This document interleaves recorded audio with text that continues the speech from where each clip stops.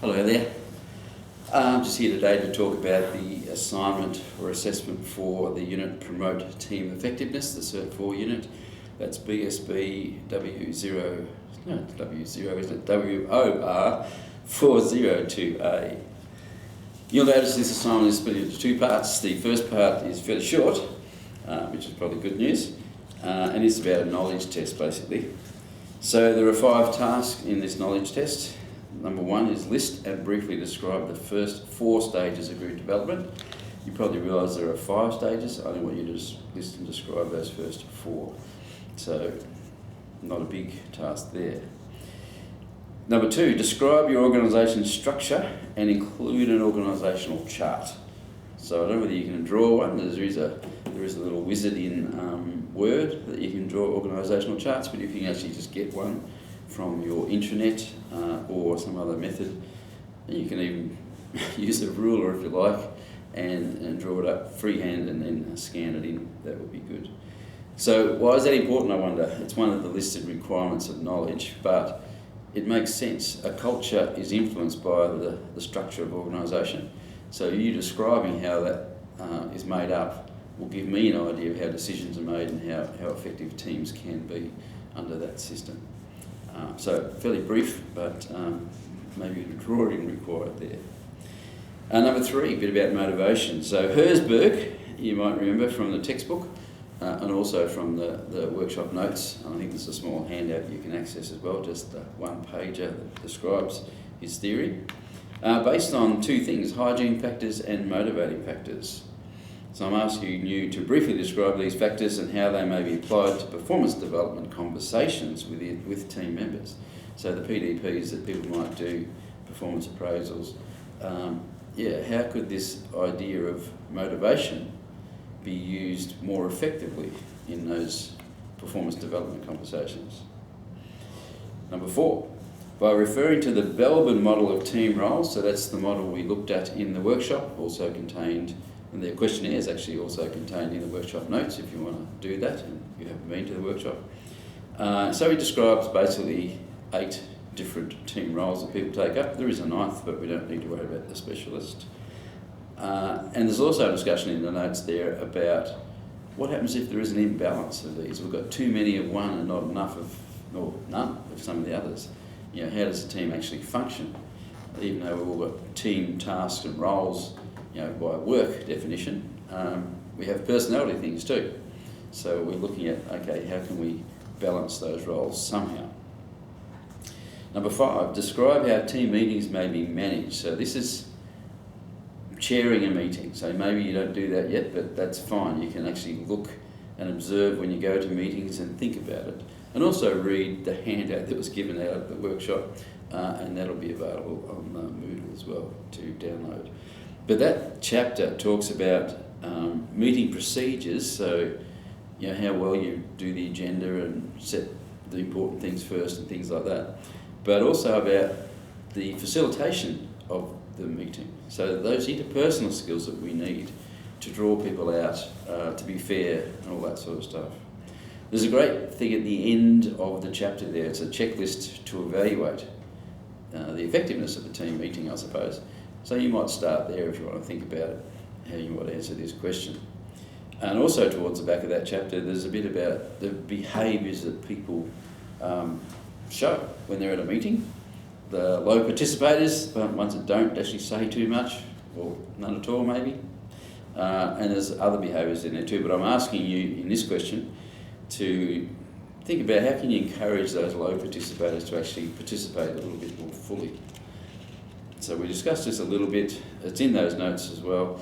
I guess the nominal group technique, which is towards the end of the workshop notes, was one thing we maybe talked about in the workshop, and that's a proven method for getting people who maybe don't participate to actually at least have a say. So give us some thought to that in those ones.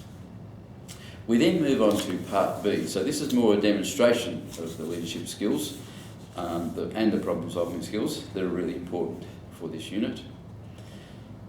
So task 1 in part B then is analyse the current performance of your own or another work team through the following process.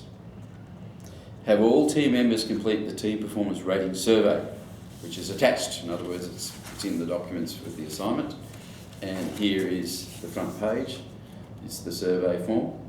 It actually goes over 4 pages because it's broken down into the task factors, so the things about getting the job done within the team, and then a couple of pages on the relationship factors. In other words, how well we will interrelate and relate and handle constructive feedback and things like that. So there's a fairly comprehensive survey. It'll tell you a fair bit if people answer it honestly. And we don't want you to have to do too many of these, so 3 or 4 would be minimum. If you've got a really large team, then you probably don't want to, you want a representative sample, I guess, rather than everybody. Because after all, this is additional to your work rather than part of it. It would be great if it could be incorporated into what you do. Okay, so everybody completes those and you get them back. You collate the information. So on page here, let me find the page for you.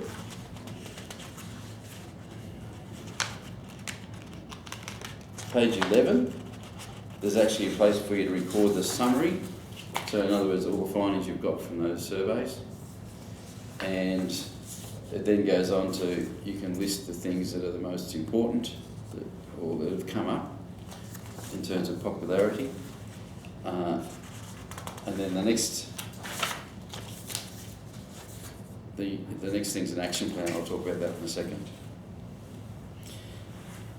So once you've got all the feedback returned in the surveys, we want you then to bring a team meeting together, basically to review that information. So on the assignment, you're asked to put down the area for improvement. These are titles out of the survey.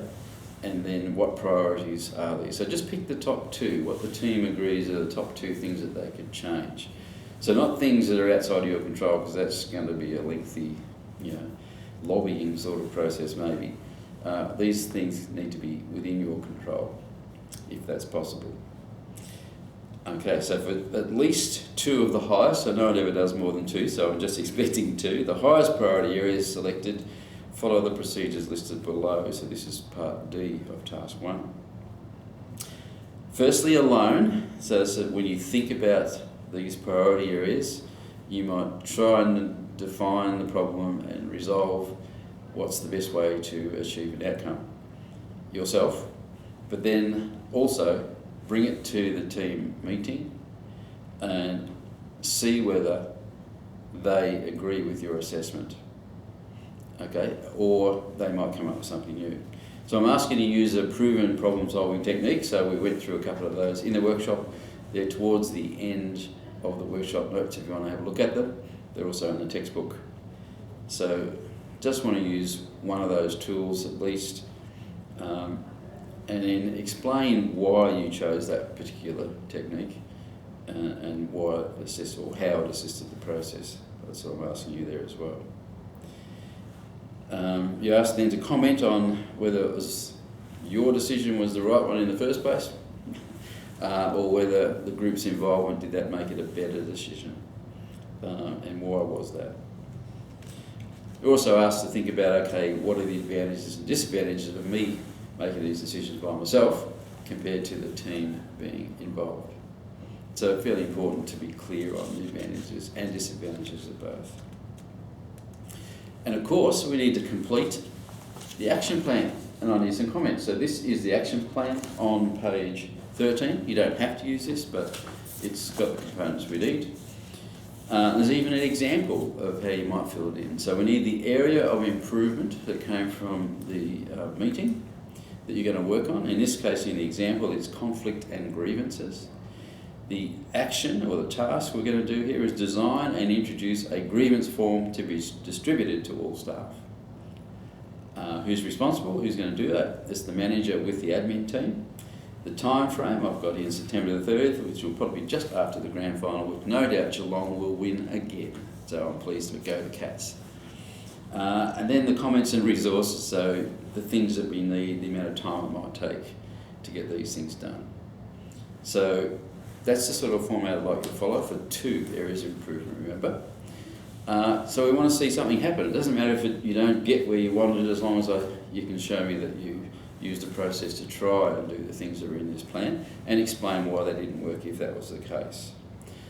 You're asked also in Part E, develop at least 2 key performance indicators. So key performance indicators, remember, should be SMART: specific, measurable, achievable, relevant and time-based.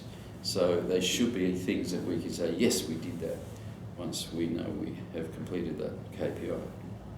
So we want to come up with a couple of those for the action plan. Explain why you selected them. So they need to be obviously relevant as one of the part of the SMART acronym. And yeah, are they the best ones? But yeah, just tell me why you selected them. I also ask you to think about, okay, how can these be used as a motivational tool for the team? So remember, we talked about motivation before. But yeah, how can a KPI be a motivator?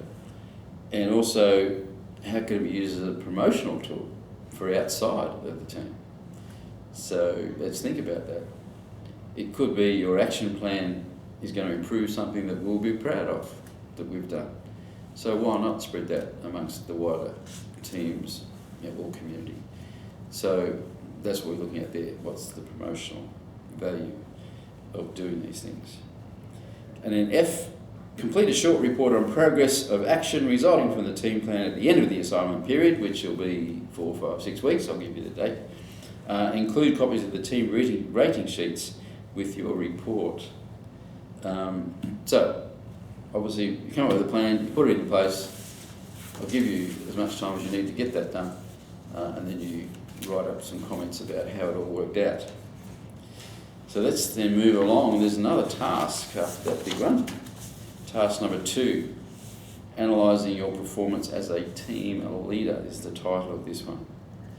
So this is meant to sort of bring together a lot of information that's contained in the unit and the important things, I guess, that a team leader should be thinking about and how well they do their job. So it's basically just a table. There are only 2 pages. You can see that, hopefully. And that one there, that's not even a full page, so not a lot. You can use this electronically if you wish, but basically it gives you a list of things. So typical tasks and roles of a team leader is the first column heading, that's on page 15. What is being done now? What could be done to improve things? And the impact the improvements could have. So they're the headings of the columns. You've actually given an example in the first row.